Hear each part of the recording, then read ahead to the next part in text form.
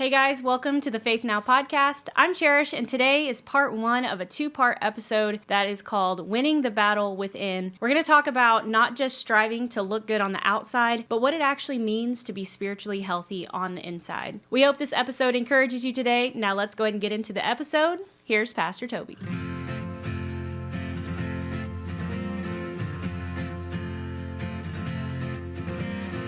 Hey there, thanks for tuning in to today's podcast.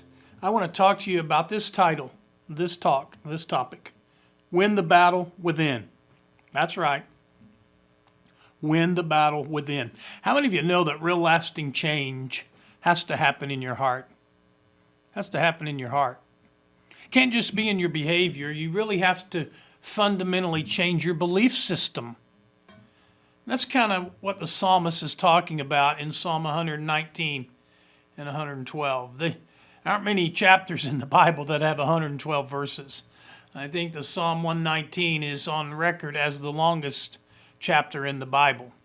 Psalm 119, 112 says, I have inclined my heart to perform your statutes forever, to the very end. Forever, to the end. In other words, what he's saying is, I want this to last. I don't just want to see some changes in my life for a few weeks and then just revert back to how it's always been and how I've always been. I want changes to last in my life. Make it last. Well, how do we make it last? The changes that we want to make. How do we make them stick? The psalmist is talking about a lasting change in my life. The psalmist said, my heart is set on keeping, on making it last. Here's the first thing you need to know. If we learn how to see correctly, everything begins with perspective. And the perspective of the psalmist in Psalm 119, well, he's kind of all over the place. I mean, he's dealing with some inner issues. He's getting beyond the grammar of just the song itself. We can know a little bit of the intention of it because the psalmist says, I've inclined my heart to perform your statutes forever to the very end. It has to happen within.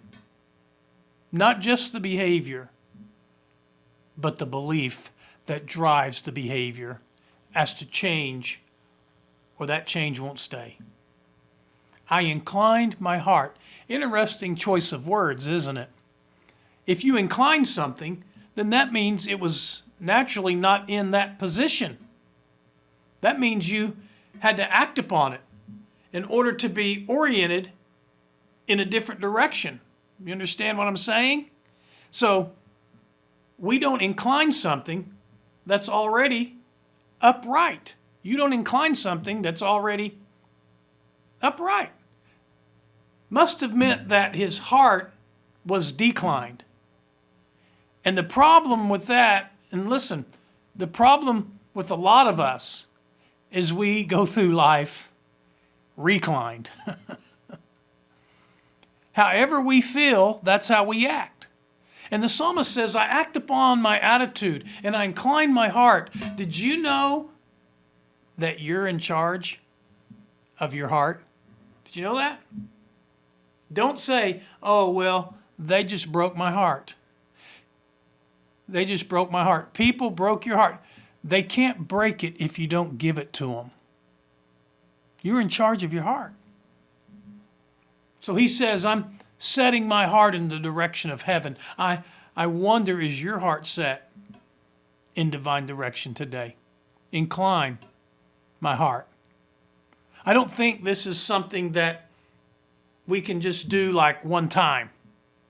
Just incline your heart to God. And, maybe you inclined your heart to God when you were 12 at summer church camp. And now, you think you're never going to be tempted again. And I think we want it to be that way.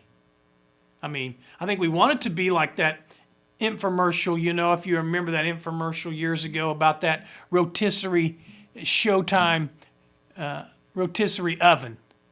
And the guy's doing the infomercial, and his saying was, he just set it and forget it. And that's what you do. Put that rotisserie chicken in there in that rotisserie oven, and you just set it and forget it, he says. And that's how I want my heart to be. Like that infomercial. I just want to set it and forget it. I want my heart to just stay there, but it's not enough, guys, to set it and forget it. It's more like you set it, you check it, you reset it, you check it, you reset it, you check it, and you check it again. Because all through your day and all throughout your life, your heart's going to be tempted to decline to a default position, and maybe it's a default position of discouragement or despair or maybe dysfunction. But when you take charge of your heart, that's when it gets better.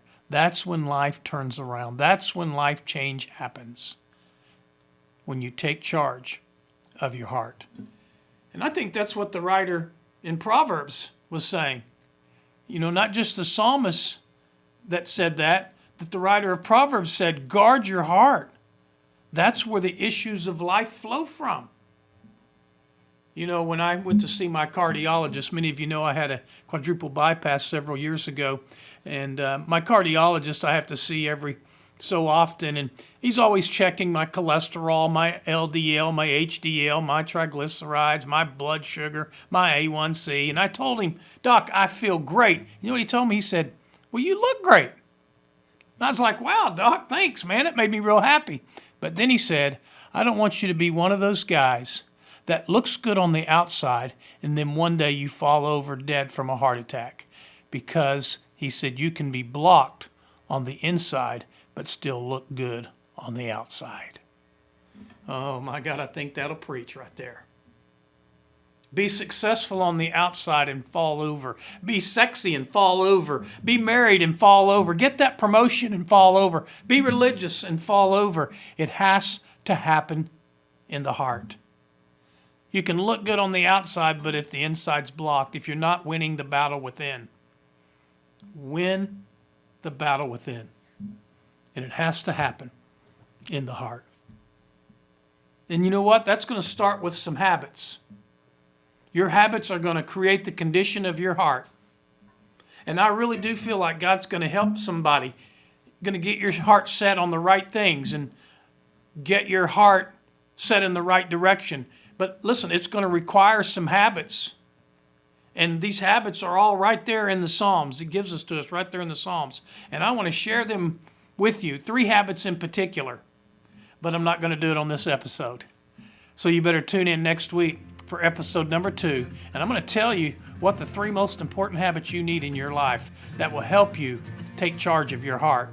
I want to thank you for tuning in today, for hanging out with us today. And if you would just hang around a little bit longer, because Cherish is going to come and share with some exciting stuff and some more information with you. So she'll be coming, and you don't want to miss what she's going to share with you. So don't miss this opportunity to get more informed. And don't miss next week's episode. And God bless you guys. Now, here's Cherish. Hey, thanks for tuning in to the podcast today. If that spoke to you, make sure you come back next week for part 2, where we're going to talk about habits and finish up this 2-part episode. So you don't want to miss it. We also want to invite you to join us here at Faith Church. This Sunday, we have a traditional service at 9 a.m., a contemporary service at 10:30. And if you can't join us in person, you can always watch online at faithchurchnow.com, or you can check us out on YouTube or our Facebook page. And also, come check us out on Wednesday nights. We have a fellowship dinner at 6 p.m., and we've got Bible studies and Bible groups at 6:30, and we would just love to spend some more time with you and your family here at Faith Church. So we hope you join us this Sunday, and until then, we hope you stay strong, faith strong.